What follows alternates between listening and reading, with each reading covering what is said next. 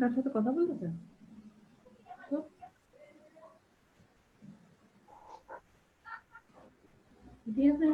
ইমরান ये तो পেয়েছো না ওই ফাইনাল ভার্সনটা?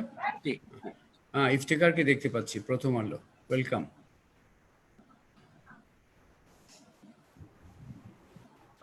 স্যার আমি একটু সবার জন্য জানিয়ে রাখছি, আমরা এখন লাইভে, ফেসবুক লাইভে আছি। আমাদের বিআইজিডি এবং পিপিআরসি দুটো পেজ থেকেই আপনারা চাইলে দেখতে পারবেন। আর স্যার এবং ইমরান ভাই যখন তাদের কথা এবং আমাদের ফাইন্ডিং গুলো শেয়ার করবেন, তারপর আমরা আপনাদের প্রশ্ন নেব। আপনারা আমাদের গ্রুপ চ্যাটে প্রশ্ন করতে পারেন। আর আপনাদের যে পার্টিসিপেন্ট লিস্টে, সেখানে আপনারা দেখবেন রেইজ হ্যান্ড একটা অপশন আছে, আপনারা সেটার মাধ্যমে আপনারা যদি আপনাদের হাত রেইজ করেন, দেন আমরা আপনাদের প্রশ্ন নিতে পারবো। ধন্যবাদ। অলরাইট, 12টা 5 বেজে, এখন ফাইনাল আপডেট কত? আচ্ছা, লাইভ এখন 20 জনের মতো দেখতে পাচ্ছি স্যার। 20 জন। আর লাইভ কি কানেক্টেড হয়েছে এখনো? দেখো তো একটু। স্যার আমাদের বিআইজিডি পেজে এখন লাইভে আছে। লাইভে আছে PPRC? Okay.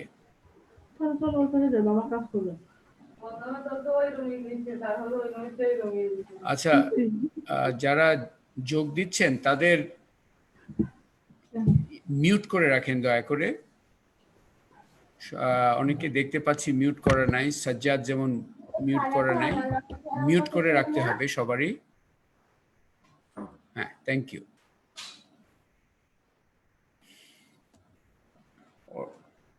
Imran, I think we can get started. Are you there, Imran? Ji. Acha. I think let's get started. It's 12:06, 07 actually.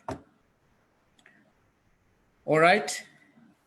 আজকে এই ভার্চুয়াল প্রেস ব্রিফিং এ আপনাদের সবাইকে স্বাগতম জানাচ্ছি পিপিআরসি এবং বিআইজিডির পক্ষ থেকে।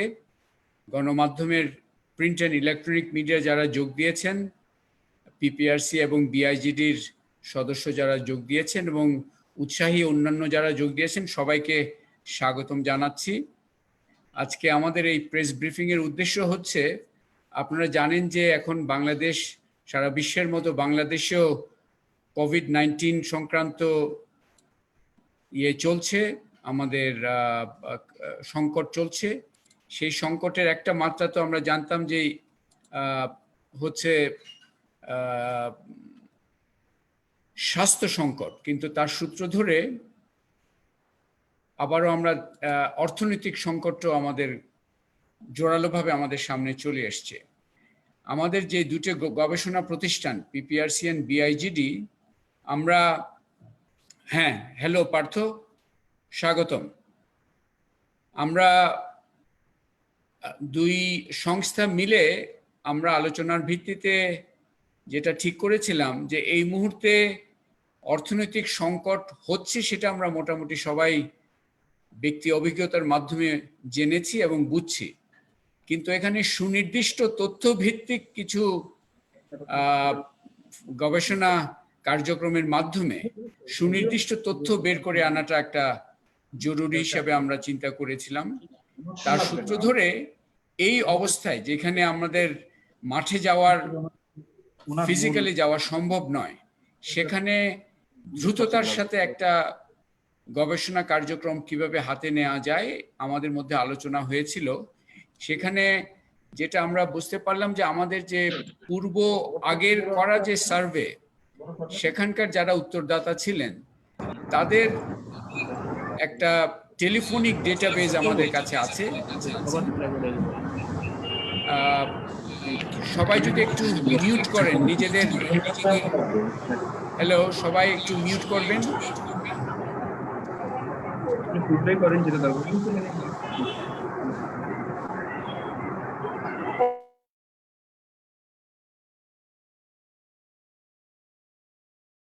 এই একটা টেলিফোনিক, আমাদের টেলিফোন সার্ভে কিভাবে করা হলো, যে বিআইজিটির দুইটা বড় নগর এবং গ্রামীণ দুটা বড় গবেষণার একটা টেলিফোনিক ডেটাবেস ছিল। পিপিআরসিরও ছোট, অনেক ছোট দুটা টেলিফোনিক ডেটাবেস ছিল। সেই ডেটাবেসকে ব্যবহার করে আমরা 4 থেকে 12 এপ্রিলের মধ্যে একটা গবেষণা কার্যক্রম চালিয়েছি, যার অন্যতম এটা একটা তাৎক্ষণিক কিছু তথ্য বের করে আনার জন্যই এটা এই গবেষণা কার্যক্রম পরিচালিত হয়। মূলত আমরা দেখতে চেয়েছিলাম যে তাদের অর্থনৈতিক সংকটটা কিভাবে তাদের উপর বর্তাচ্ছে, তারা কিভাবে এই অবস্থার মোকাবেলা করছে, তারা কি চায়, এই বিষয়গুলো আমরা তাদের থেকে জানার চেষ্টা করি। আমরা অত্যন্ত কৃতজ্ঞ যে 5,471 জন এই টেলিফোনিক রেসপন্ডেন্ট তারা সময় দিতে রাজি হয়েছিল এবং আমরা এই গবেষণা কাজটা সম্পন্ন করতে পেরেছি। গবেষণা কাজটা 4 থেকে 12 এপ্রিলের মধ্যে শেষ করা হয় এবং আপনারা জানেন আজকে হচ্ছে মাত্র 16 তারিখ। আমাদের অত্যন্ত দ্রুততার সাথে আমরা বিশ্লেষণও করেছি, কারণ আমাদের সফটওয়্যারের মাধ্যমেই আমরা বিশ্লেষণের কাজটা দ্রুত করতে সক্ষম হয়েছি। আজকে সেজন্য আমরা এই ইয়েটা আপনাদের সামনে শেয়ার করতে চাচ্ছি, আমাদের মূল ফাইন্ডিং। এবং এই গবেষণার অবশ্য অন্যতম একটা উদ্দেশ্য হচ্ছে নিছক একাডেমিক গবেষণা এটা নয়। এই মুহূর্তে যে নীতি নির্ধারক মহল, সামাজিক মহল, আমাদের উন্নয়ন সহযোগী এবং ব্যক্তি পর্যায়েও সবাই বুঝতে চাচ্ছে যে কি করা দরকার, এখন কি করলে অবস্থার একটা কিছুটা হলেও মোকাবেলাটা আরেকটু শক্তিশালীভাবে করা যাবে। ওই উদ্দেশ্যে আমাদের এই গবেষণা কার্যক্রমটা করা, একদম ইমিডিয়েট পলিসি নিডগুলো মিট করার জন্য। তো আজকে আমরা এই কাজটা করব এবং এখানে বিআইজিডি থেকে আমি তো যারা উত্তর দিয়েছেন তাদের ধন্যবাদ দিলাম, বাট আমার মনে হয় আমাদের দুই সংস্থা বিআইজিডি এবং পিপিআরসি তাদের যে টিম তাদেরকেও ধন্যবাদ জানানো দরকার।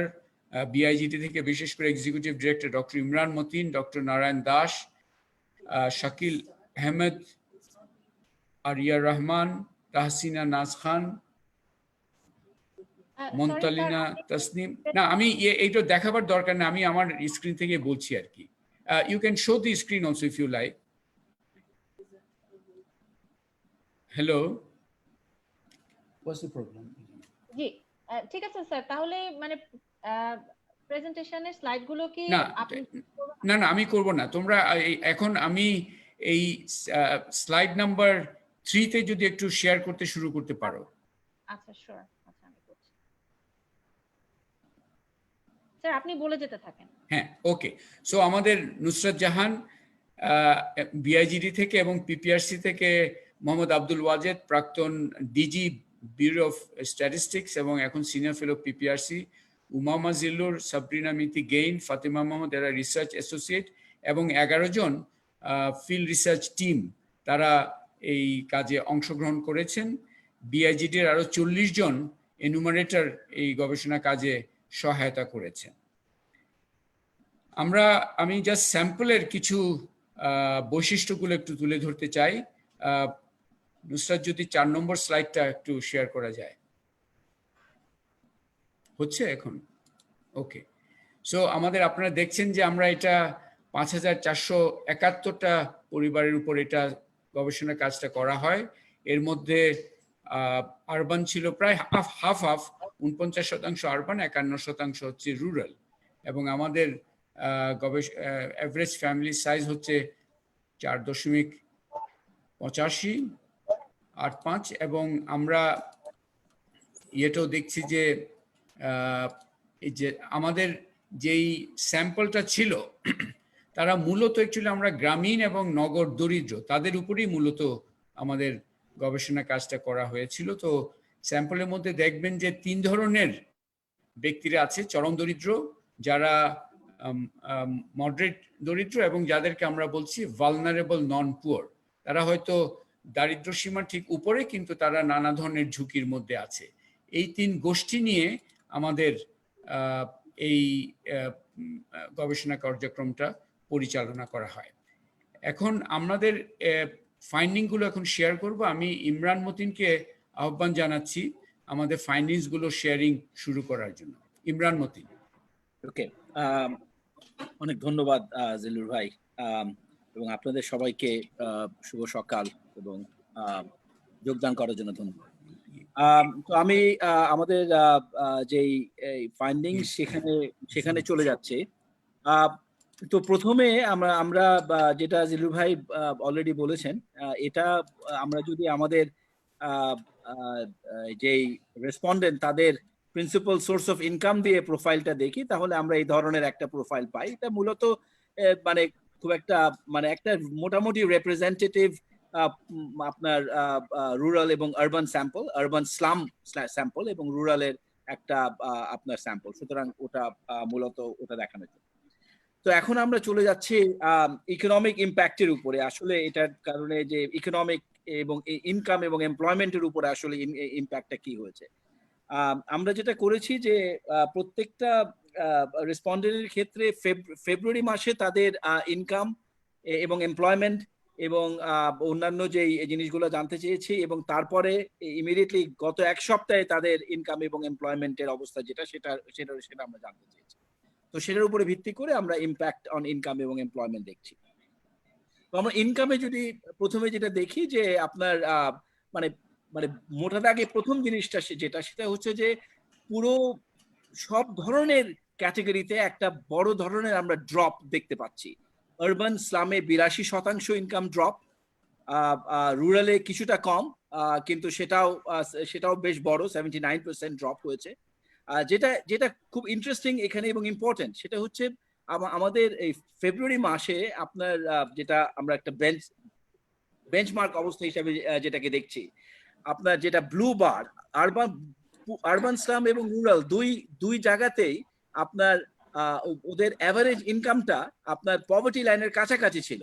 যেমন আরবান স্লামেরটা আপার পভার্টি লাইনের কাছাকাছি ছিল, ব্লু বারটা দেখছেন, এবং রুরালে সেটা ফেব্রুয়ারি মাসে on average rural upper poverty লাইনের কাছাকাছি ছিল, যেটা এখন ড্রপ হয়ে আরবান আপার পভার্টি লাইন এবং রুরাল আপার পভার্টি লাইন থেকে একটা সিগনিফিকেন্টলি আপনার কমে গিয়েছে, যেটা আপনারা দেখতে পাচ্ছেন লাইনে। তারপরে আমরা যদি পভার্টি লাইন হিসাবে বা পভার্টি গ্রুপ হিসাবে যদি দেখি, সেখানে আমরা দেখতে পাচ্ছি যে ক্রস দ্য বোর্ড আপনার একটা বড় ধরনের ড্রপ, মানে যারা দরিদ্র সীমার নিচে যারা বসবাস করছিল সেখানেও একটা বড় ধরনের ড্রপ। সুতরাং ওখানে একটা আপনার পভার্টির একটা ডিপেনিং হয়েছে। কিন্তু যেটা অসম্ভব ইম্পর্টেন্ট, যেটা আমাদের অসম্ভব রকমের ইম্পর্টেন্ট পলিসি ইমপ্লিকেশন আছে, ভালনারেবল নন পুয়ার যে গ্রুপটা, যেটাকে আমরা মানে নিউ পুয়ার হিসাবে যেটাকে আমরা বলছি, আপনার দারিদ্র সীমার উপরে যারা ছিল, আপনি দেখতে পাচ্ছেন মানে আপনার ব্লু লাইনে আপনার আপার পভার্টি লাইনের উপরে তাদের অ্যাভারেজ ইনকামটা ছিল, সেটা এখন কমে গিয়ে আপনার রুরাল আপার পভার্টি লাইনের নিচেও আপনার বেসিক্যালি চলে এসছে। সুতরাং এখানে একটা বড় ধরনের একটা অভিঘাত হচ্ছে আপনার ভালনারেবল নন পুয়ার গ্রুপের ভেতরে, যেটা আসলে আমাদের সবসময় মনে রাখতে হবে আমরা যখন আমাদের সোশ্যাল প্রোটেকশন প্যাকেজগুলা ডিজাইন করছি। আচ্ছা, এরপরে আমরা আসি এমপ্লয়মেন্ট। তো আমরা ইনকামটা দেখলাম, ইনকামের উপরে এফেক্টটা কি? ইনকামের উপরে এফেক্টটা তো মূলত হয় আপনার এমপ্লয়মেন্টের মানে থ্রুতে। এমপ্লয়মেন্টে আমরা যেটা দেখছি যে যারা আপনার এমপ্লয়মেন্টে মানে ইকোনমিক্যালি ইনঅ্যাক্টিভ হয়ে গেছে যারা, মানে এমপ্লয়মেন্ট তো অনেক লম্বা সময় ধরে এটা অনেক আপনার দীর্ঘমেয়াদী জিনিস, কিন্তু এখনই ইকোনমিক্যালি ইনঅ্যাক্টিভ যারা হয়েছে এই ক্রাইসিসের কারণে। এখানে আমরা দেখছি আপনার রুরাল আরবানে বেশি, কিন্তু রুরালেও 55%, এবং অ্যাক্রস দ্য পভার্টি আপনার category including vulnerable non poor, সেখানে 58% এখন ইকোনমিক্যালি ইনঅ্যাক্টিভ হয়ে গেছে। এবং আমরা বিভিন্ন ধরনের অকুপেশনাল ক্যাটাগরিতে যদি দেখি, ভ্যারিয়েশন কিছু আছে, কিন্তু এমন কোনো বড় ভ্যারিয়েশন না। আপনার ডে লেবার থেকে আরম্ভ করে রিক্সা পুলার, এমনকি স্কিল লেবার যারা মেকানিক, তারপরে আপনার নাপিত, এই ধরনের যারা ছোট ছোট স্কিল লেবার ধরনের জিনিসের সাথে জড়িত, তাদেরও একটা বড় সেই ধরনের অকুপেশনাল ক্যাটাগরিতে একটা বড় ধরনের আপনার ইকোনমিক ইনঅ্যাক্টিভ একটা গ্রুপ আপনার তৈরি হচ্ছে অ্যাক্রস দ্য বোর্ড। আমরা যদি এখন তো আমরা একটা দেখলাম ইকোনমিক্যালি ইনঅ্যাক্টিভ, মানে যারা এখন আর কোনো ধরনের ইনকাম আর্নিং, যাদের বেসিক্যালি গত এক সপ্তাহ 10 দিন ধরে কোনো ধরনের ইনকাম আর্নিং এর যারা জড়িত নেই, কিন্তু কিছু শতাংশ যারা জড়িত এখনো আছে কোনো না কোনো ভাবে কোনো কারণে, যারা জড়িত আছে তাদেরও একটা বড় ধরনের ইনকাম ড্রপ হচ্ছে। পার ক্যাপিটা পার ডে ইনকাম যদি আমরা দেখি, হ্যাঁ, জনপ্রতি দৈনিক আয়টা একটা বড় ধরনের ড্রপ হচ্ছে প্রত্যেকটা ইনকাম ক্যাটাগরিতে। কিছু ক্ষেত্রে অনেক বড়, যেমন আপনার রেস্টুরেন্ট ওয়ার্কার, মেইড, এখানে অনেক অনেক রিক্সা পুলার, কিন্তু এগ্রিকালচার লেবারে কিছুটা কম, কিন্তু সেখানেও আপনার 54% আপনার যারা কাজ করছে। সুতরাং যা একটা বড় অংশ কাজ করছে না, কোনো ধরনের ইকোনমিক অ্যাক্টিভিটির সাথে তারা জড়িত হতে পারছে না। যারা জড়িত হচ্ছে সেখানেও একটা বড় ধরনের ইনকাম ড্রপ হচ্ছে, মূলত যেহেতু ডিমান্ড সাইড কনস্ট্রেইন তৈরি হচ্ছে এবং সে মানে এটার কারণে। তো এখন আমরা আসি ফুড ইনসিকিউরিটির দিকে। আমরা এতক্ষণ আলোচনা করলাম ইনকামের ক্ষেত্রে কি ধরনের এফেক্ট হচ্ছে, ইকোনমিক অ্যাক্টিভিটি কি ধরনের এফেক্ট হচ্ছে, এবং ইকোনমিক অ্যাক্টিভিটিতে ইনঅ্যাক্টিভিটি এবং অ্যাক্টিভিটির রিটার্নস গুলা কিভাবে অসম্ভব পরিমাণে কমে যাচ্ছে। এখন সেটার একটা সরাসরি আপনার ইম্প্যাক্ট আসবে ফুড ইনসিকিউরিটির ক্ষেত্রে। সেখানে কি ধরনের অবস্থা দাঁড়াচ্ছে আমরা এখানে দেখছি যে আপনার এগেন অ্যাক্রস দ্য বোর্ড আপনার একটা বড় ধরনের drop in per capita food expenditure. Urban স্লামে কিছুটা বেশি, কিন্তু রুরালেও 24% ড্রপ হচ্ছে অ্যাক্রস দ্য পভার্টি গ্রুপ। এবং ভালনারেবল নন পুয়ার, এই গ্রুপটা অসম্ভব ইম্পর্টেন্ট, এখানে 36% ড্রপ। এবং এই গ্রুপটা যারা নর্মালি ফুড এক্সপেন্ডিচার ড্রপটা এদের জন্য, এই গ্রুপের জন্য অসম্ভব রকমের একটা মেন্টাল অ্যাংজাইটি এবং একটা ডিগনিটির একটা আপনার প্রশ্ন চলে আসে। সুতরাং এখানে একটা বড় ধরনের আমার মনে হয় ডিজাইনের, আমাদের যখন আমরা প্রোগ্রাম ডিজাইন করব তখন এই ধরনের আসপেক্ট গুলা এই গ্রুপটার জন্য অসম্ভব মানে কেয়ারফুলি আমাদের দেখতে হবে। কিন্তু vulnerable non poor is emerging as a very important group, যেখানে নানা ধরনের আমাদের অভিজ্ঞতা আমরা দেখতে পাচ্ছি। আমরা এটা দেখলাম পার ক্যাপিটা ফুড এক্সপেন্ডিচার। এখন যদি নিউট্রিশন ইম্প্যাক্টে 3 বেলা খেতে পারা, এখানে যদি ড্রপটা দেখি, এখানেও আমরা আপনার একই রকম চিত্র আমরা পাচ্ছি। আপনার রুরালে কিছুটা কম, আরবানে অনেক বেশি, এবং এটা মোটামুটি রিফ্লেক্টেড যে এক্সপেন্ডিচারের যে চিত্রটা পাচ্ছি সেটার সাথে কিছুটা। কিন্তু নন পুয়ারের যদিও 3 বেলা ড্রপ হচ্ছে না, কিন্তু কনজাম্পশন এক্সপেন্ডিচার অনেক বেশি ড্রপ হচ্ছে। তার মানে এখানে যেটা হচ্ছে যে ফুড কোয়ালিটিটা এদের নন পুয়ার গ্রুপের, তারা নানাভাবে ফুড কোয়ালিটিটাকে নানাভাবে এখানে কম্প্রোমাইজ হচ্ছে, এবং এটার বড় ধরনের nutritional impact both for poor group এবং নন পুয়ার গ্রুপ হবে। আমরা আরেকটা ইয়ে দেখি এখানে নিউট্রিশনাল ইম্প্যাক্টের, এরপরের স্লাইডটাতে যাই একটু। এরপরের স্লাইডটাতে, সরি নুসরাত, এরপরের স্লাইডে। হ্যালো, হ্যাঁ, ওকে। তো এখানে যেটা এগেন ওই ফুড সিকিউরিটি নিউট্রিশনাল কন্টেন্ট, আমাদের একটা প্রশ্ন ছিল, এটা আমরা পরে আসবো, যে কারা কিভাবে কোপিংটা করছে। কোপিং এর ক্ষেত্রে আমরা দেখেছি যে ফুড কনজাম্পশন কমিয়ে দেওয়া, যেটা আমরা জানি আমাদের লাইভলিহুড এবং মানে আপনার স্টাডিজ এবং লিটারেচারে ডেভেলপমেন্ট স্টাডিজ, আমরা জানি যে কোপিং এ ফুড কনজাম্পশন কমিয়ে দেয়। এখানে আমরা দেখছি যে সেটা কি ধরনের আপনার এফেক্টেড হচ্ছে বিভিন্ন ধরনের পপুলেশন গ্রুপের ভেতরে in terms of reduction of food consumption. সুতরাং ফুড ইনসিকিউরিটিতে একটা বড় ধরনের আপনার অভিঘাত আসছে, যেটা আমরা বেসিক্যালি দেখছি, এবং across the board including the vulnerable non poor. আচ্ছা, এরপরে আমরা আসি নেক্সট আরেকটা টপিকে। তো আমরা এতক্ষণ নিউট্রিশনাল ইম্প্যাক্টটা দেখলাম ফুড ইনসিকিউরিটির কনটেক্সট থেকে। কোথায় গেল? এখন তো স্লাইডটা দেখছি না। সরি, আমারটা একটু ইন্টারনেট ড্রপ করেছিল, আমি এখনই আবার শেয়ার করছি। আচ্ছা, তো just to sort of summarise, এই পর্যন্ত গল্পটা যেটা আসছে, যেটা ন্যারেটিভটা, সেটা হচ্ছে যে কোভিড-19 এর কারণে আমরা ইনকাম এবং এমপ্লয়মেন্টে একটা বড় ধরনের প্রতিঘাত, একটা আমরা অভিঘাত দেখছি, এবং অ্যাক্রস দ্য গ্রুপ, আরবানে কিছুটা বেশি, রুরালে কিছুটা কম, কিন্তু সেটা অত বেশি কম না। Across the poverty group including the non poor, food ইনসিকিউরিটিতে একটা বড় ধরনের আমরা ইম্প্যাক্ট দেখতে পাচ্ছি।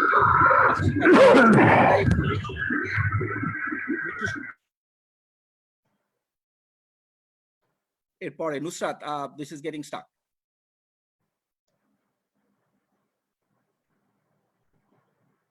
এখন ঠিক আছে না ইমরান ভাই? না, এখনো stuck on the on nutritional impact. ও আচ্ছা, সরি।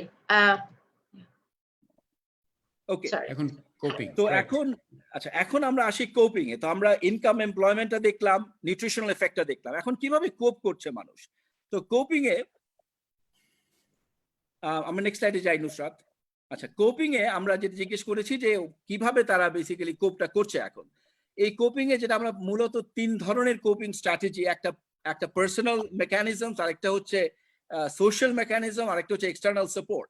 মূলত এখন পর্যন্ত মানুষ পার্সোনাল মেকানিজম গুলো মূলত ব্যবহার করছে, যেটা কিছুটা আশা এই জন্য যে এখন পর্যন্ত যেটা সবচেয়ে এক্সপেন্সিভ ফর্ম অফ আপনার কোপিং, এখনো হয়তো খুব মানে মানে প্রাথমিক পর্যায়ে, যেহেতু সেলিং অ্যাসেটটা এখন পর্যন্ত একটা বড় ধরনের কোনো ধরনের কোপিং এ আসেনি।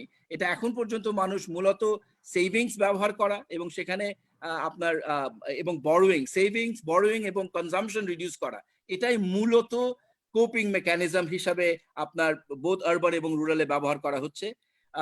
এবং তারপরে আসছে সোশ্যাল সাপোর্ট, সেখানে ফ্রেন্ডস, নেইবার্স, রিলেটিভস, এবং এটা রুরালে বেশি। আমরা জানি রুরালে সেই ধরনের সোশ্যাল ক্যাপিটাল গুলা একটু স্ট্রঙ্গার হয়, এবং আরবান এরিয়াতে এটা খুব একটা স্ট্রং না, যার কারণে তারপরেও আরবান এরিয়াতে 11% মানুষ রিপোর্ট করেছে তারা সোশ্যাল আপনার নেটওয়ার্ক গুলো ব্যবহার করে কিছু সাপোর্ট পাচ্ছে। যেটা এখানে ড্র করতে চাচ্ছি আমরা, external support in terms of government and NGO এখন পর্যন্ত অসম্ভব রকমের আপনার দুর্বল এবং আপনার অপ্রতুল।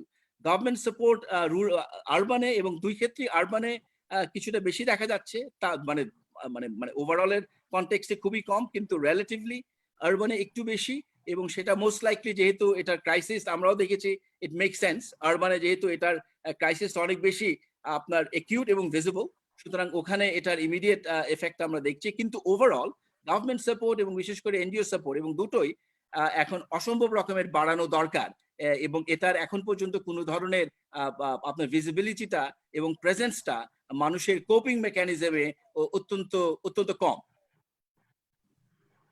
আচ্ছা, তো এরপরে আমরা যেটা দেখতে যেটা আমাদের একটা প্রশ্ন ছিল, সেটা হচ্ছে যে আসলে মানে এখন এই মুহূর্তে ওদের মানে রেসপন্ড হাউসহোল্ডে যে পরিমাণে আয় এবং সেভিংস এবং ফুড স্টক যা আছে, এটা এপ্রিল 12 তারিখে জিজ্ঞেস করা, এটা দিয়ে তাদের কতদিন তারা চলতে পারবে।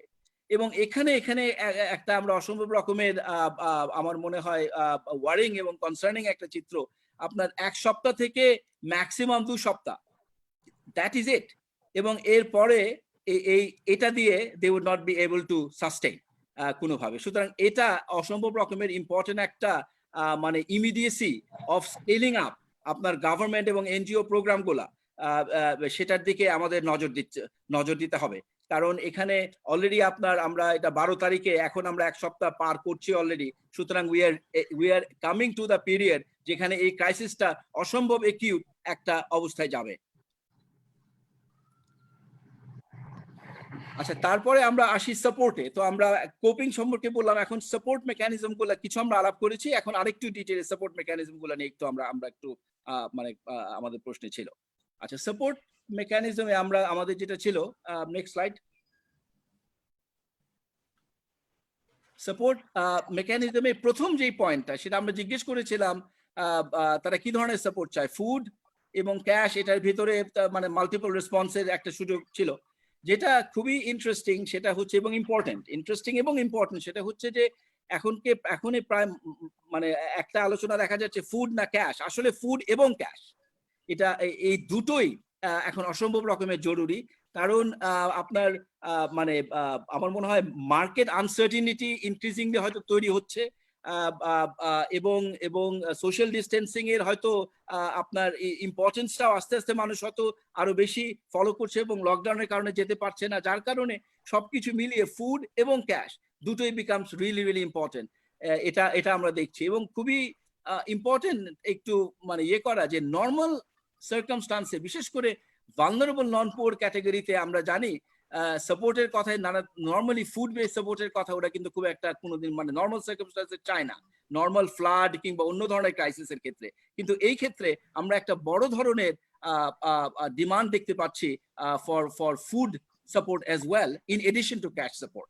হ্যাঁ, এটা কিভাবে আমরা ডিজাইন করব, কিভাবে সিকোয়েন্সিং করব, this are the issues that we need to really think about and talk about now. আচ্ছা, এরপর নেক্সট স্লাইডে যাই একটু। আচ্ছা, এখানে আমরা যেটা করেছি সেটা হচ্ছে যে আমরা একমাত্র একটা প্রশ্ন ছিল যেখানে আমরা জিজ্ঞেস করেছি যে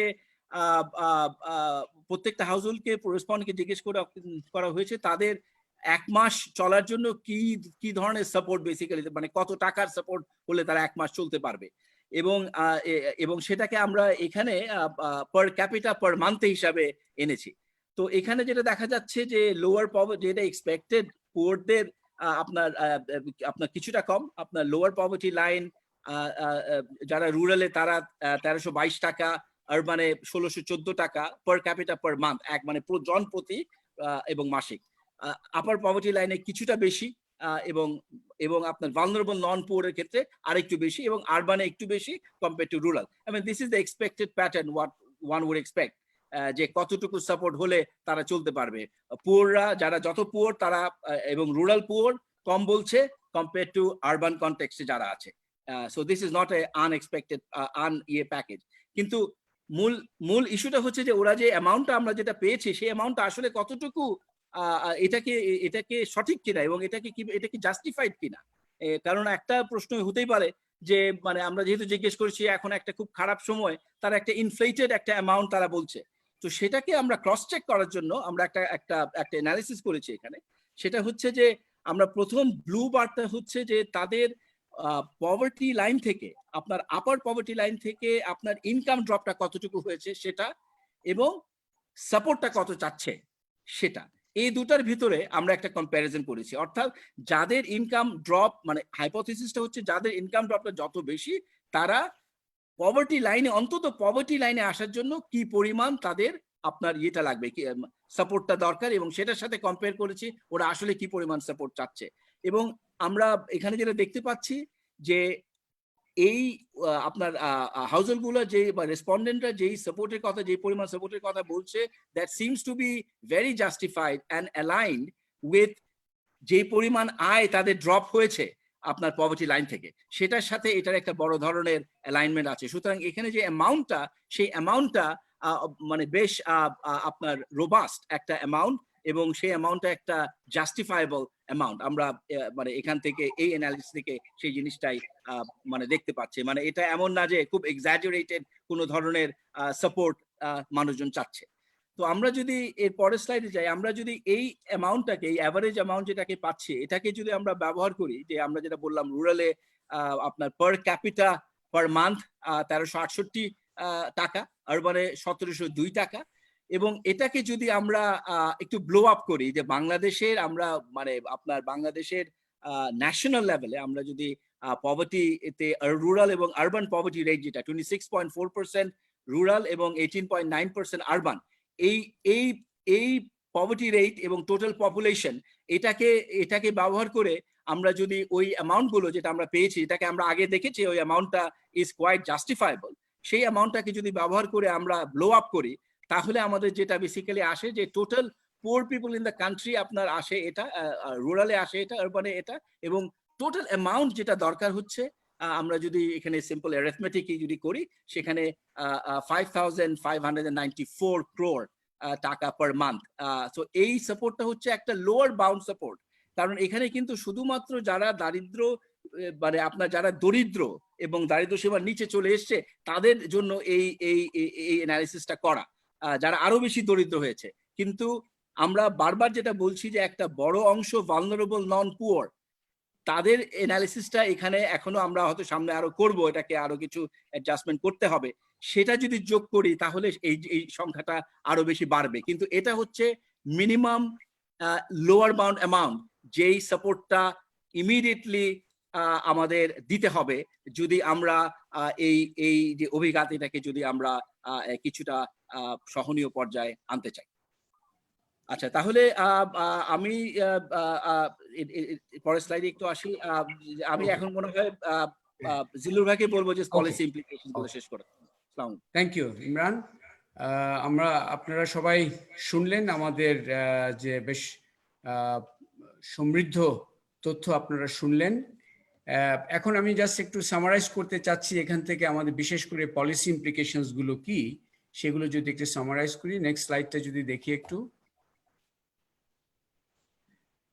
প্রথম বিষয়টা হচ্ছে যে একটা বড় ধরনের অর্থনৈতিক সংকট যে চলছে তার কিন্তু আমরা অ্যাটলিস্ট কমপক্ষে 3টা খুব গুরুত্বপূর্ণ সূচক আমরা দেখতে পাচ্ছি। একটি হচ্ছে যে ইনকাম ড্রপ।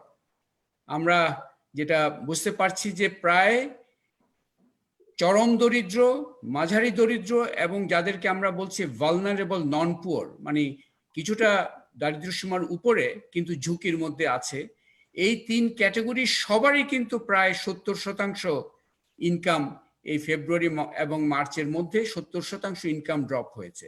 এটা তার মানে সংকট যে একটা কাল্পনিক বা একটা যে আমরা মাত্রাটা কতটুকু সেটা নিয়ে যদি আমাদের থাকেও, এটা খুবই সুস্পষ্ট যে একটা বড় ধরনের সংকটের মধ্যে আছি আমরা।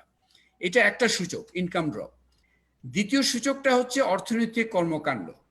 এখানেও আমরা দেখতে পাচ্ছি যে বিশেষ করে এই যে লকডাউন ইত্যাদির জন্য এবং এটা একটা দিক, আরেকটা হচ্ছে আমাদের ডিমান্ডটা কমে গেছে বিভিন্ন সার্ভিসের, সব মিলে নগর অঞ্চলে প্রায় 71% ইনঅ্যাক্টিভ, সাময়িকভাবে নাকি দীর্ঘমেয়াদী সেটা বুঝে যাবে না, পরে বুঝবো।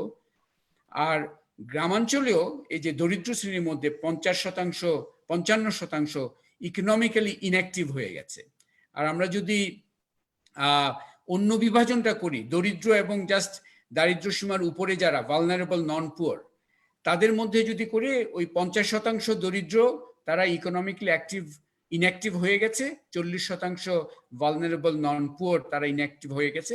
কিন্তু এর মধ্যে এটাও আমরা বুঝতে পারছি যে কিছু ইকোনমিক অ্যাক্টিভিটি এখনো চলছে, মানে দরিদ্রদের মধ্যে 50% এখনো কিছু না কিছু করার চেষ্টা করছে, যদিও তাদের ইনকামটা সাংঘাতিকভাবে এফেক্টেড হয়েছে। আর তৃতীয় যে সূচকটা আমরা দেখতে পাচ্ছি, যেটা আগে প্রেজেন্ট করা হয়েছে, সেটা হচ্ছে যে এগুলোর ফলে ইমিডিয়েট একটা হচ্ছে আমাদের খাদ্য গ্রহণের মধ্যে একটা ইম্প্যাক্ট হয়েছে। আমাদের রিডিউস কনজাম্পশন, দরিদ্ররা প্রায় 40% এবং ভালনারেবল নন পুয়ার 35%। তার মানে প্রথম যে আই থিঙ্ক আমাদের বিভিন্ন সূচক ফাইন্ডিংস থেকে আমরা একটা জিনিস যেটা বলতে চাচ্ছি যে আমাদের বিশেষ করে দরিদ্র জনগোষ্ঠীর মধ্যে 2টা গ্রুপ আছে, একটা হচ্ছে চরম দরিদ্র, আর একটা হচ্ছে যে মাঝারি দরিদ্র যারা দারিদ্র সীমার নিচে থাকে। আরেকটা গ্রুপ, এটা ডক্টর ইমরান বারবার বলছেন, আগেরটা ডক্টর ইমরান বারবার বলেছিলেন, আমরা এটাকে বলছি ভালনারেবল নন পুয়ার। এরা কারা আসলে? এরা হচ্ছে দারিদ্র সীমার অন অ্যাভারেজ 40% উপরে থাকে। দারিদ্র সীমার, দারিদ্র রেখা যেটাকে আমরা বলা হয় পভার্টি লাইন ইনকাম, তার 40% উপরে এরা বিরাজ করে। এরও সাংঘাতিক এফেক্টেড হয়েছে। এবং আরেকটা ফিগার আমরা দেখেছি, প্রায় 80% এই যারা দারিদ্র সীমার 40% উপরে এই সংকটের আগে বিরাজ করত, তাদের 80% এই সময়কালের মধ্যে দারিদ্র সীমার নিচে চলে আসছে অ্যাকচুয়ালি। তার মানে আমাদের এই চরম দরিদ্র, মাঝারি দরিদ্র এবং ভালনারেবল নন পুয়ার, যাদেরকে আমরা নতুনভাবে সংজ্ঞায়িত করতে চাচ্ছি যে নিউ পুয়ার, নতুন দরিদ্র, এরা কিন্তু এই 3 গ্রুপকে মাথায় রেখেই আমাদের সহায়তার চিন্তা এবং পলিসি চিন্তাগুলো আমাদের সামনে নিয়ে আসতে হবে। Next slides. পরের এটা আমি 5টা পলিসি মেসেজ অ্যাকচুয়ালি খুবই হাইলাইট আবারও করতে চাচ্ছি। একটা হচ্ছে যে আমাদের এই যে কোভিড-19 সংকটটা, এটা পুয়ার এবং নন পুয়ার, একটু আগে যেটা বললাম, 2 গ্রুপের উপর সমানভাবে হয়েছে। আমরা অনেকগুলো তথ্য তো আরো অনেক আছে, আমরা সবগুলো দেখাই নাই এই একটা কারণে যে আমরা অনেক সময় দেখি যে এলাকা ভিত্তিক কিছু তারতম্য থাকে অথবা অকুপেশন ভিত্তিক কিছু তারতম্য থাকে, কিন্তু আমরা ভ্যারিয়েশন খুব একটা দেখতে পারিনি। অ্যাক্রস দ্য বোর্ড ইম্প্যাক্ট হয়েছে, এটা একটা সামগ্রিক ধরনের ইম্প্যাক্ট। নিউ পুয়ার কারা সেটা তো আমি একটু আগে ব্যাখ্যাটা দিয়ে দিলাম। আমাদের যে ইনকামটা, প্রথম দফায় ইনকামটা ইম্প্যাক্ট হয়েছে, তারপরে আপনার ইকোনমিক অ্যাক্টিভিটিও হয়েছে। ফুড ইনসিকিউরিটি যেটা আমরা বলি, খাদ্য নিরাপত্তার যে ঘাটতি শুরু হয়, এটা কিন্তু শুরু হয়েছে এই মুহূর্তে এইভাবে যে পুষ্টির একটা ডিক্লাইন শুরু হয়েছে। কিভাবে? কয় বেলা খাওয়া সেটা যেমন ডিক্লাইন শুরু হয়েছে, আইটেম ওয়াইজও খাদ্যের উপর যে ব্যয় এবং আমরা যে কোয়ালিটেটিভ নানা প্রশ্নগুলো করেছিলাম, তখনও বুঝেছি যে আইটেম যেমন প্রোটিন ইনটেক এগুলো অলরেডি ডিক্লাইন শুরু করেছে। কিন্তু এখানে একটা কথা বলা দরকার যে আমরা এপ্রিলের ধরেন এই 4 থেকে 12-র মধ্যেই সার্ভেটা শেষ হয়েছে। ইমরান মতিন একটা স্লাইড দেখিয়েছেন, আপনাদের খেয়াল আছে যে এর মধ্যেও তারা মোটামুটি চলার চেষ্টা করছে।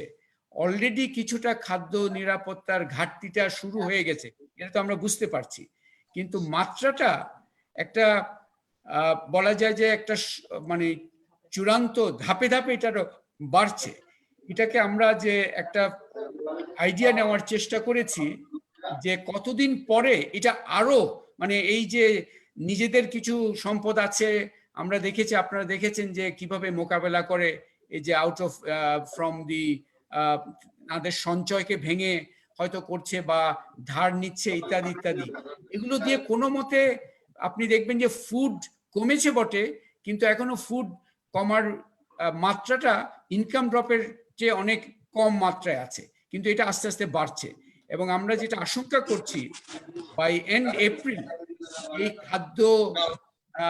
খাদ্য সংকটটা বাই এন্ড এপ্রিল এটা একটা বড় ধরনের সংকটের পর্যায়ে চলে যাবে যদি না আমরা অন্য ধরনের সাপোর্ট প্রোগ্রামগুলো মাঠে নিয়ে আসতে পারি। সো আমাদের একটা টাইম লাইনটা মাথায় রাখতে হবে।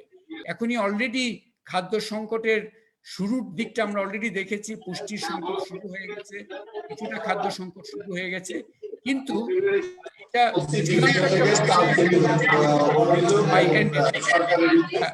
হ্যালো একটু এদেরকে বলতে চাচ্ছি, এটা খুব একটা গুরুত্বপূর্ণ বিষয়, আপনারা একটু খেয়াল করবেন যে এবারের যে ইম্প্যাক্টটা এটা কিন্তু আমরা প্রচলিত গতানুগতিক যে দারিদ্র বিমোচনের চিন্তা সেখান থেকে একটু কিন্তু ভিন্নভাবে চিন্তা করাটা খুব জরুরি। কারণ ইম্প্যাক্ট ইজ ব্রড বেসড, এটা এলাকা ভিত্তিক কনসেন্ট্রেটেড নয়, এটা কোনো পেশার উপর কনসেন্ট্রেটেড নয়, এটা চরম দরিদ্র, মাঝারি দরিদ্র এবং নূতন দরিদ্র সবার উপরে অ্যাকচুয়ালি এটা একটা ইম্প্যাক্ট পড়ছে। যার ফলে আমরা গতানুগতিক দারিদ্র বিমোচন প্রকল্পে আমরা টার্গেটিংটাকে খুব দিয়ে থাকি। টার্গেটিং এর কিন্তু এখানে দুটো দিক আছে। হ্যালো, আরেকবার মিউট করেন এটাকে, নোকিয়া 2 একটু।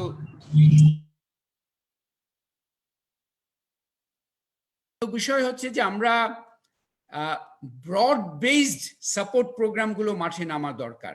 অনেক সময় টার্গেটিং এর যে আইডিয়াটা, টার্গেটিং আমাদের করতে হয় যখন আমরা কিছু একটা আংশিক গ্রুপকে রিচ করার জন্য একটু বাড়তি উদ্যোগ নিতে হয়। এখন কিন্তু হচ্ছে ব্রড বেসড গ্রুপ।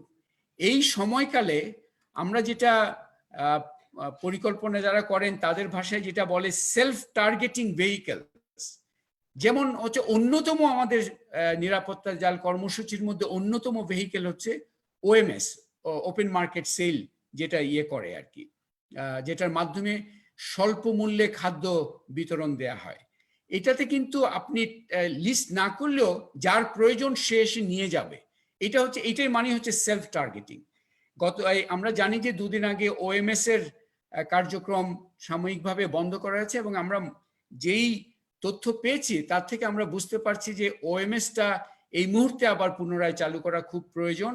এটা অত্যন্ত গুরুত্বপূর্ণ একটা, এই যে ব্রড বেস টার্গেটিং যে নিরাপত্তা জাল কর্মসূচি, তার অন্যতম দিক হচ্ছে এটা। কিন্তু যেই কারণে হয়তো কর্তৃপক্ষ এটা বন্ধ করেছিলেন, যে ওই আপনার সোশ্যাল ডিস্টেন্সিং প্রটোকল, ওগুলো আপনি একটু ডিসিপ্লিনের মাধ্যমে সমাধান করার চেষ্টা করেন, কিন্তু এটা এই মুহূর্তে আবার পুনরায় চালু করা দরকার। না হলে কিন্তু খাদ্য সংকট যেটা আমরা বললাম সেটা কিন্তু আরো গভীরতর, আরো, আমরা তো মাসের শেষের কথা বলছি বা 1 সপ্তাহ বা 2 সপ্তাহ পরে, সেটা হয়তো আরো আগে আমাদের ওইটার চেহারা দেখতে হয়তো দেখব। শেষ যেটা কথা বললাম, যেটা অলরেডি ডক্টর ইমরান শেষ স্লাইডে বলেছেন, যে যা আমরা তথ্য নিয়েছি এবং আপনারা দেখেছেন যে আমরা চেষ্টা করেছি খুবই সুনির্দিষ্ট তথ্য নেওয়ার জন্য। আমরা ওটাও খুবই সচেতন ছিলাম যে মানুষ অনেক সময় নিজে বাড়িয়ে বলে যে আমার এত দরকার এত দরকার।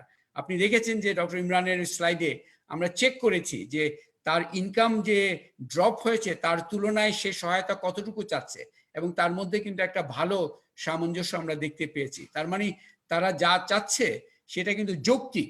ডক্টর ইমরান একটা পার ক্যাপিটা পার মান্থের হিসাব দিয়েছে, আমি ওটাকে যদি একটা পারিবারিক ভার্সনে যদি ট্রান্সফর্ম করি, রাফলি আমরা যেটা দেখতে পাচ্ছি যে গ্রামাঞ্চলে একটা পরিবারের 1 মাসের জন্য 6,600 মতো টাকার পরিমাণ, আর আরবান এরিয়াতে আপনার 8,100 মতো টাকার পরিমাণের একটা পরিবারের জন্য আর কি, আমরা অ্যাভারেজ ফ্যামিলি সাইজ 4.85 ওইভাবে ধরেছি।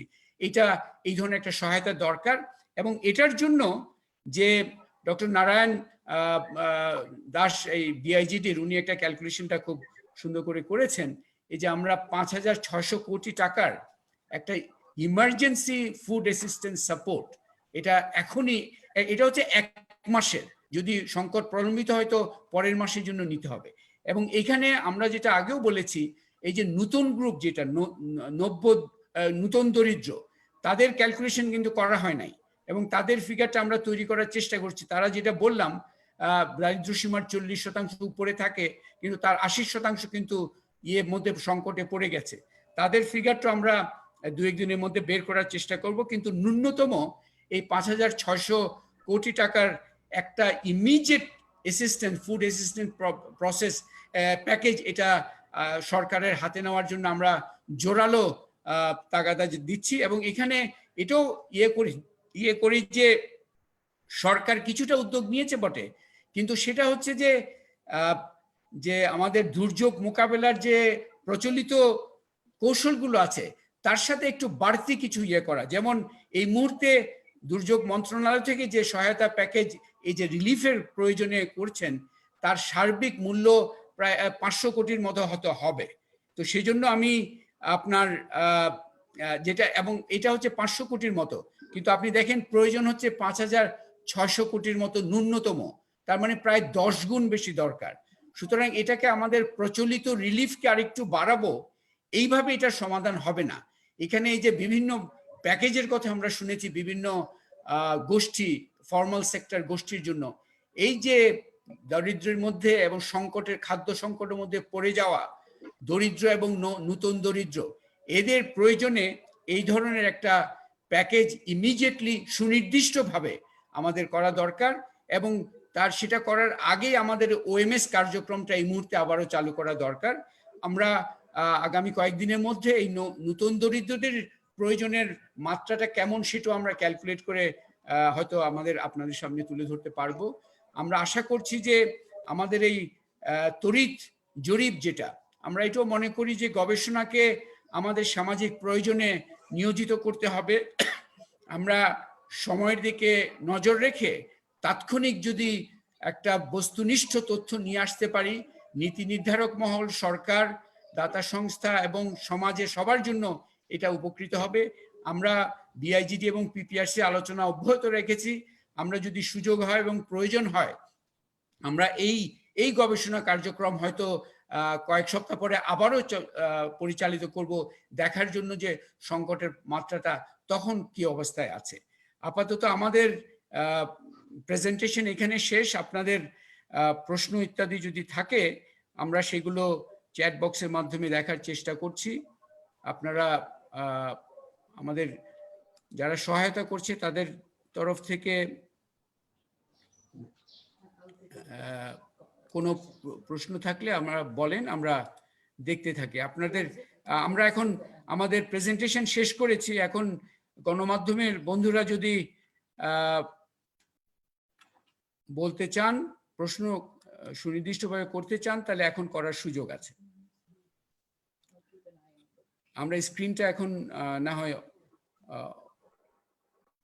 নুসরাত যদি এটা প্রেজেন্টেশনটা শেষ করে দাও। একদম প্রথম স্লাইডটাই থাকে, আমাদের কভার স্লাইডটাতে থাকে। কারো আচ্ছা, একটা প্রশ্ন বুঝতে পারছি যে মে উই গেট দি প্রেজেন্টেশন। এই মুহূর্তে আমাদের যারা সহকারী আছেন, সহযোগী আছেন, তাদেরকে অনুরোধ করছি এই মুহূর্তে আপনাদের সবার ইমেইলে এই প্রেজেন্টেশনের কপি চলে গেছে বা চলে যাবে এখনই। যেটা প্রেজেন্ট করেছি সেটা এখনই আপনাদের কাছে পাঠিয়ে দেওয়ার জন্য আমরা তাদেরকে বলছি, কিছুক্ষণের মধ্যে আপনারা পেয়ে যাবেন আমরা যে প্রেজেন্ট করলাম। আর কোনো প্রশ্ন?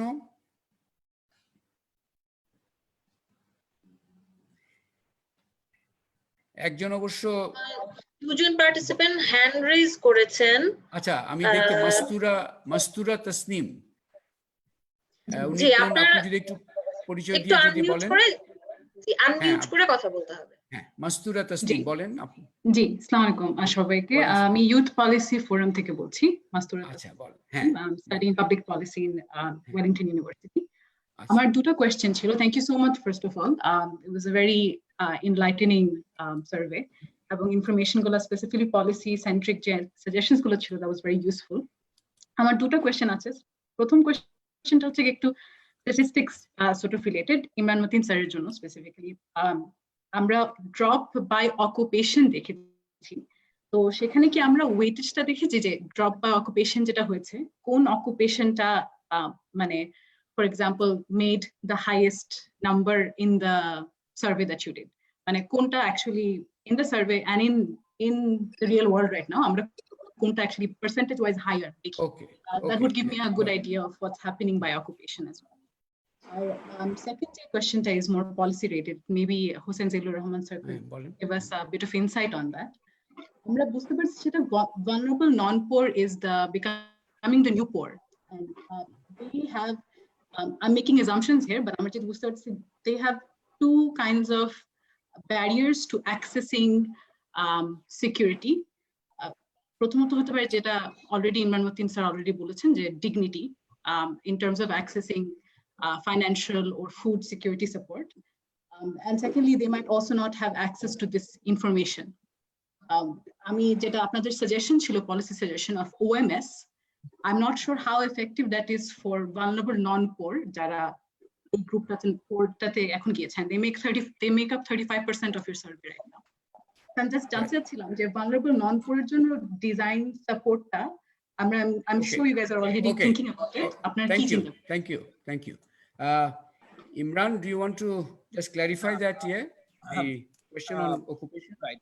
এটা এখনো weighted না, so this is simple number, so I think it's a good idea. আমরা ওই ন্যাশনাল স্ট্যাটিস্টিক্স থেকে ওয়েট গুলো নিয়ে এটাকে weighted করে বেসিক্যালি একটা রিভাইজ এস্টিমেট করতে পারি। Okay. And the other question about the policy support for the vulnerable non-poor, এটা certainly will be thinking about, but আপনি যেটা বললেন যে OMS তাদের জন্য relevant না, but I think that's probably not correct, because OMS is ওই ডিগনিটির ইস্যুটা ওইখানে অত গুরুত্বপূর্ণ নয়, এই অর্থে যে you are at least buying the thing, you are not receiving it as traditional relief যে অর্থে বলা হচ্ছে, and OMS has been seen to be an important vehicle also. The vulnerable non-poor have been accessing that, so সেই জন্য আমরা OMS টাকে গুরুত্ব দিয়েছি, এবং we have asked that it should be reopened right away. একজন প্রশ্ন করেছেন আমের মুস্তাক আহমেদ যে আমাদের enough food stock আছে কিনা for the new next few months. এখানে I think we are told that yes, food stock is fairly robust আমাদের আছে. We have a Boro harvest coming up which will allow us to replenish stock, so I think supply side constraint এখানে হয়তো গুরুত্বপূর্ণ নাও হতে পারে. Important thing is to make sure that the support goes out to the people in need. এখন আরিফুর না, একজন এক minute, আমি যাকে বলবো সেই বলতে পারবে আর কি। আরিফুর বলে, আরিফ না, একে একটু আনমিউট করো, এই যে Sadrul, please wait for a minute. Arifur from Kaler Kantho সম্ভবত। আরিফুর কি প্রশ্ন করতে চাচ্ছিলেন? হাত তোলা দেখলাম। আরিফুর, ইফ নট তাহলে জাহিদুল ইসলাম হাত তোলা দেখ। হ্যাঁ, আরিফুর এখানে অন, বলেন আরিফুর।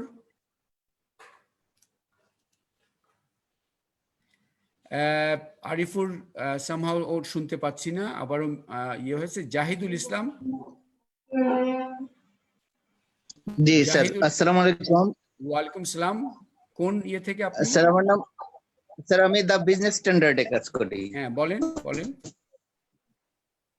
স্যার এখানে ভালনারেবল নন পোরের একটা কথা বলা হচ্ছে যে world bank poverty assessment report যে বাংলাদেশের জন্য যেটা করেছে, সেটা বলেছে যে আমাদের মোট যে পভার্টি লাইনের উপরে যারা আছে এরপরে আরো 55% হলো ভালনারেবল নন পোর। আর ওখানে একটা ডেফিনেশন আছে যে পভার্টি লাইনের ডবল পর্যন্ত যাদের ইনকাম তারা হলো নন ভালনারেবল নন পোর।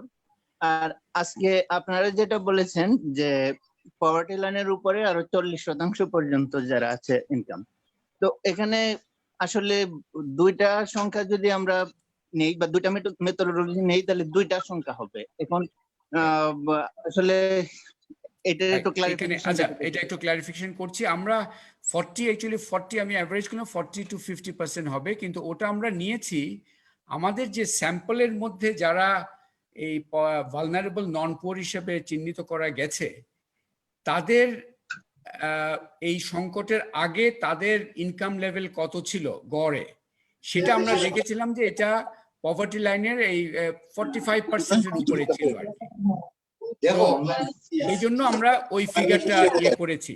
ওয়ার্ল্ড ব্যাংকের কি ফিগার দিয়েছে ওটা পরে আমরা অবশ্যই দেখতে পারি। এটা আমাদের স্যাম্পল থেকে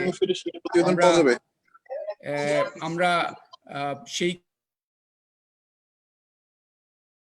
একটা ওই ফিগারটা তৈরি করেছি। এবং আমরা একজন প্রশ্ন করেছেন যে number of emerging new poor কত, এটা সার্টেনলি একটা ফিগার আমরা আর দু একদিনের মধ্যে দিব, but this is also likely to be fairly very high figure, এবং এটা not less than 20% of the additional to the poor এটা হবে। বাট আমি এটা একটা ইনিশিয়াল আনুমানিক ইয়ে বলছি, আমরা সুস্পষ্টভাবে আর দু একদিনের মধ্যেই এই তথ্যটা আপনাদের দিতে পারবো। But at least not less than 20% above the poor, এটা হয়তো আমরা এই নিউ পুয়ারের কথা বলতে পারি, বাট সুনির্দিষ্টভাবে আমরা জেনে যাব কয়েকদিনের মধ্যে।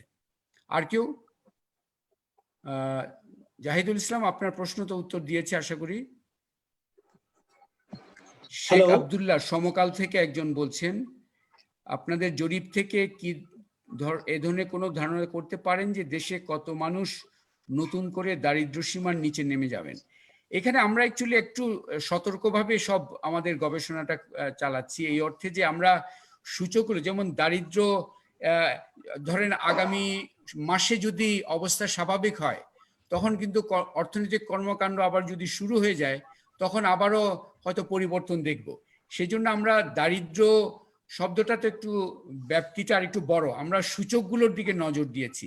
ইনকাম ড্রপ কেমন, এমপ্লয়মেন্ট বা ইকোনমিক অ্যাক্টিভিটি ড্রপ কেমন, কনজাম্পশন অ্যান্ড নিউট্রিশন ড্রপ কেমন, ওইসব জায়গায় আমরা, আপনারা তো দেখেছেন আমরা একটা বড় ধরনের ধাক্কার কথা দেখেছি, যে আরবানে আরো বেশি 70% মতো মনে হয়, এবং আগের স্লাইডগুলোতে আপনারা ওটা দেখতে পাবেন।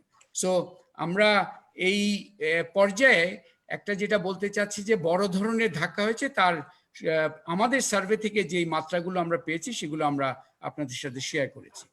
আর কারো প্রশ্ন? আমি আমাদের হাত আর দেখতে পাচ্ছি না অবশ্য। আমাদের কি, আমি একটু আমাদের সহযোগীদের থেকে জানতে চাই, আমরা কি সব আমাদের গণমাধ্যমের বন্ধুদেরকে কি ওটা পাঠিয়ে দিয়েছি? কেউ একজন কি আমাকে বলতে পারবে কেন পাঠায়নি? এখনো পাঠানো হয়নি? আচ্ছা, এখনই ওটা পাঠিয়ে দেওয়ার জন্য আমি বলছি, যাতে করে তারা খুব দ্রুত এটা পেয়ে যেতে পারে। যারা ইভান এবং জয়ন্ত, বিশেষ করে তাদের দৃষ্টি আকর্ষণ করছি, যদি আপনারা পারেন তাহলে খুব দ্রুত। আচ্ছা, এখানে ডক্টর আবুল হোসেন একটা ইয়ে করেছেন, এক মিনিট। ডক্টর আবুল হোসেন একটা বলেছেন যে যারা বিশেষ করে কৃষিতে আছেন, দুধ, সবজি ইত্যাদি করছেন, তারা ইয়ে পাচ্ছেন না, তারাও এই দারিদ্র্যের মধ্যে পড়ে যাওয়ার আশঙ্কায় আছেন। অবশ্যই এটা সত্য। আমরা ওই কৃষির যে স্যাম্পল, আমাদের স্যাম্পলের মধ্যে অ্যাকচুয়ালি কৃষক পর্যায়ের অ্যাবাউট 10% ওভারঅল স্যাম্পলের ছিল। এটা আরো গভীরভাবে দেখার সুযোগ রয়ে গেছে, বাট ধারণাগত পর্যায়ে বলা যায় যে অবশ্যই তাদের এক ধরনের সংকটের মধ্যে পড়ার সম্ভাবনা যথেষ্ট রয়েছে। আরিফুর একটা বলতে চাচ্ছে যে হ্যাঁ বলেন এটাকে সদরুল কিছু বলতে চাচ্ছিলেন, বলেন। থ্যাংক ইউ জিল্লু ভাই, এবং বিআইজিডি এবং পিপিএসসি কে ধন্যবাদ। হ্যাঁ। আমি পার্টিকুলারলি আপনি যে পয়েন্টটা বললেন আর কি, একটা হলো যারা সবজি ফলাচ্ছে কৃষকরা, আমরা এই লকডাউন এই ব্লকেটের মধ্যে আসলে স্পেশাল কোনো ইনিশিয়েটিভ নিতে পারে কিনা সো দ্যাট আসলে এই ভেজিটেবল গুলো ক্যারি করতে পারে। একটা খুব লেটেস্ট নিউজ এসছে, এই পহেলা বৈশাখ এবং এই বৈশাখ উপলক্ষে যারা ফুল চাষী যশোরের, ওনারা ব্যাপক ক্ষতিগ্রস্ত হয়েছে। এই যে পকেট এরিয়াগুলো আইডেন্টিফাই করা। আরেকটা হলো এই যে আমরা বিআইজিডি এবং পিপিএসসি জিলু ভাই মিলে আপনারা এই যে এরকম একটা হিউজ এফোর্ট দেয়া হলো, এটাকে আসলে পলিসিতে যারা পলিসি নির্ধারক যারা এটার পলিসি অ্যাকশনে কনভার্ট করার জন্য after this press conference or after this study immediately আসলে কি করা দরকার? জিলুর ভাই আমি হ্যাঁ বলেন। আমি প্রথম দুটো পয়েন্ট ইমরান বলো। থার্ডটা আপনি ইয়ে করতে পারেন। প্রথম দুটো পয়েন্ট আমার মনে হয় আপনি যেই কৃষি খাতে যারা জড়িত, ফুলের চাষ করছে এবং নানা ধরনের শাকসবজির সাথে আছে, আমরা এগ্রিকালচার আসলে আমরা যেটা একটা কালচার তৈরি করতে চাচ্ছি সেটা হচ্ছে যে আমরা একটু রিসার্চ বেসড এভিডেন্স নিয়ে আমরা কথা বলতে চাচ্ছি এবং কাজ করতে চাচ্ছি। আমাদের এই সার্ভের ওটা উদ্দেশ্য ছিল না যে আসলে সাপ্লাই চেইনে কি ধরনের সমস্যা, তারপরে আপনার রিটেল হোলসেল প্রাইসে এফেক্টের কারণে সেটার জন্য কি ধরনের এফেক্ট হচ্ছে। This are very important question. আমরা এগ্রিকালচারকে নিয়ে একটা আলাদাভাবে আরেকটা র্যাপিড সার্ভে আমরা চিন্তা ভাবনা করছি এবং তাড়াতাড়ি করব, এবং সেখানে এই জিনিসগুলো আসবে। কিন্তু আমরা ওই একটা সংস্কৃতি তৈরি করতে চাচ্ছি যেখানে রিসার্চ এবং এভিডেন্স যেটা নিয়ে আমরা কাজ করছি সেটার ভিতরে থেকে যতটুকু আমরা রিগারাসলি পলিসির কথা বলতে পারি, এর বাইরে গিয়ে ওপিনিয়ন বেসড জিনিসপত্র একটু কম বলতে চাচ্ছি আমরা। তো আমার মনে হয় এই একটা নতুন একটা culture between BIGD and PPRC আমরা তৈরি করতে চাচ্ছি। জিলুর ভাই আপনি একটু পলিসি পয়েন্টে একটু যদি।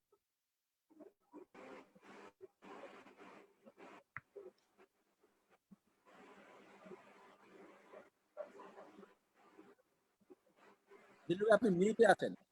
জিলুর ভাই আপনি মিউটে।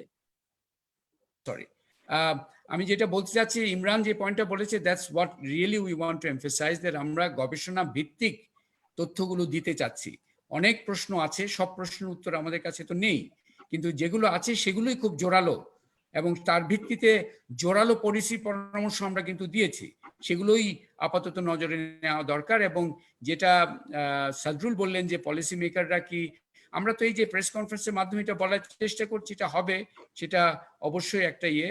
আর নিউট্রিশনের ইস্যুটা একজন আমের মুস্তাক দেখছে একটা প্রশ্ন করেছে যে নিউট্রিশনের বিষয়টা খুব গুরুত্বপূর্ণ। আসলে কোভিড-19-এ ইমিউন সিস্টেমটা স্ট্রং হওয়া is a very important issue. কিন্তু আপনি দেখেন যে আমরা একটা দ্বিমাত্রিক সংকট এখানে হচ্ছে, একটা খাদ্য গ্রহণটা কমছে, আবার এর সাথেও এই যে নিউট্রিশনাল কন্টেন্টটা কমার ফলে ভালনারেবিলিটি টু দি ইনফেকশন আবার বাড়ছে। কিন্তু এটাও কিন্তু আমাদের একটা শঙ্কার বিষয় আছে।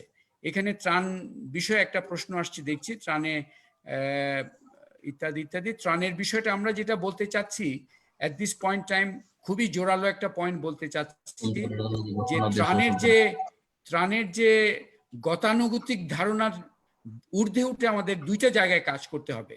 একটা হচ্ছে যে মাত্রা, এই যে মিনিস্ট্রি থেকে 500 কোটির মতো একটা হয়তো প্যাকেজ তৈরি করেছে এই ত্রাণের এইসব কাজে, আমরা ন্যূনতম দেখছি 5,500 কোটি টাকা লাগছে অ্যাকচুয়ালি এক মাসের জন্য। সুতরাং মাত্রার একটা বিষয় আছে।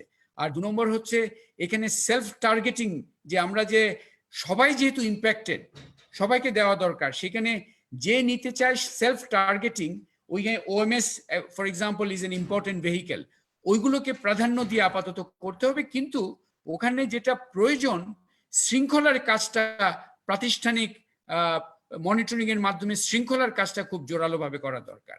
কারণ আমরা টার্গেটিং যখন বলি সেটা দুটো দিক আছে, একটা হচ্ছে এই একজনকে পৌঁছানো, আর একটা হচ্ছে সুষ্ঠুভাবে পৌঁছানো প্রক্রিয়ার।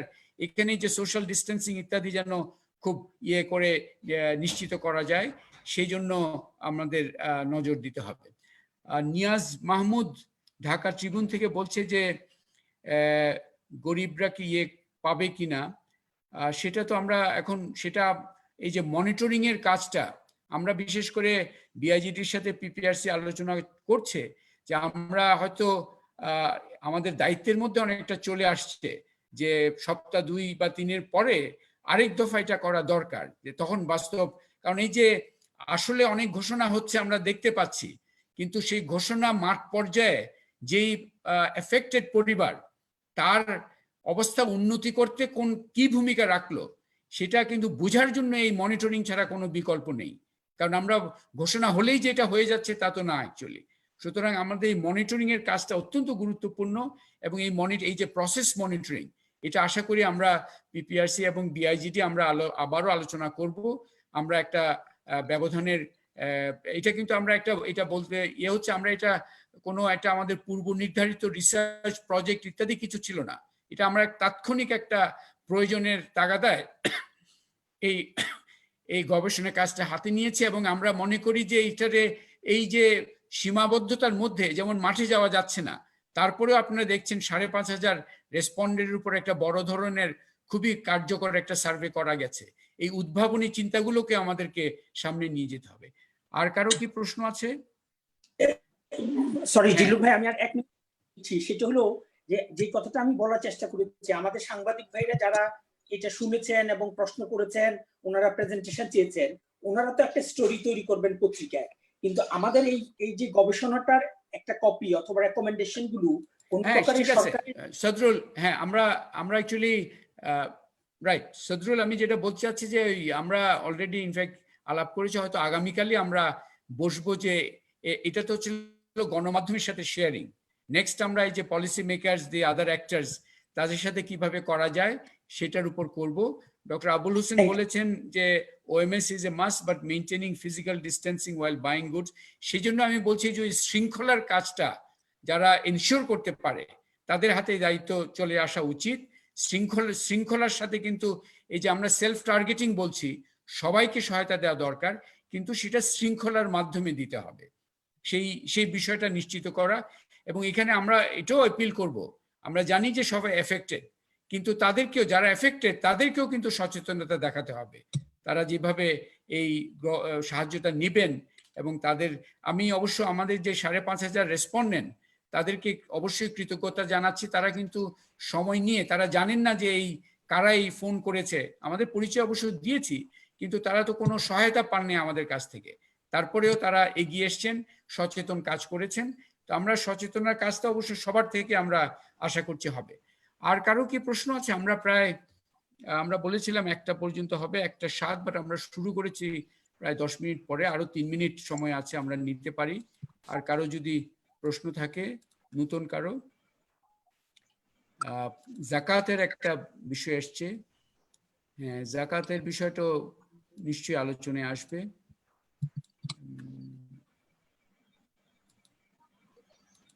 আচ্ছা, আমি আবারও আমাদের যে সহযোগী আছেন একটু আবার কনফার্ম হই, আমাদের এই যে প্রেজেন্টেশনটা আমরা এখন করলাম, একটা পাওয়ার পয়েন্ট প্রেজেন্টেশন, এটা কি আমাদের গণমাধ্যমের সহযোগীদেরকে পাঠিয়ে দেওয়া হয়েছে? একটু কনফার্ম করবেন? এটা অলরেডি পাঠিয়ে দেওয়া হয়েছে সবাইকে। ওটা already Evan has confirm. Okay, thank you Evan, অসংখ্য ধন্যবাদ। গণমাধ্যমের বন্ধু যারা আছেন, আপনারা হয়তো অলরেডি আপনাদের মেইলে আমরা যে প্রেজেন্টেশনটা করলাম সেটা অলরেডি পাঠিয়ে দেওয়া হচ্ছে। আপনারা বুঝতে পেরেছেন যে 2 দিনের মাথায় এই প্রেজেন্টেশন তৈরি করতে হয়েছে, কালকে গভীর রাত পর্যন্ত কাজ চলেছে। আমরা হয়তো পরে এই প্রেজেন্টেশনকে একটা রিপোর্ট আকারেও হয়তো তৈরি করব, কিন্তু আমাদের মূল উদ্দেশ্য কিন্তু হচ্ছে যে মূল তথ্যগুলো দ্রুত শেয়ার করা এবং তার পরামর্শগুলো দ্রুত শেয়ার করা, এটা কিন্তু ছিল আমাদের অন্যতম উদ্দেশ্য।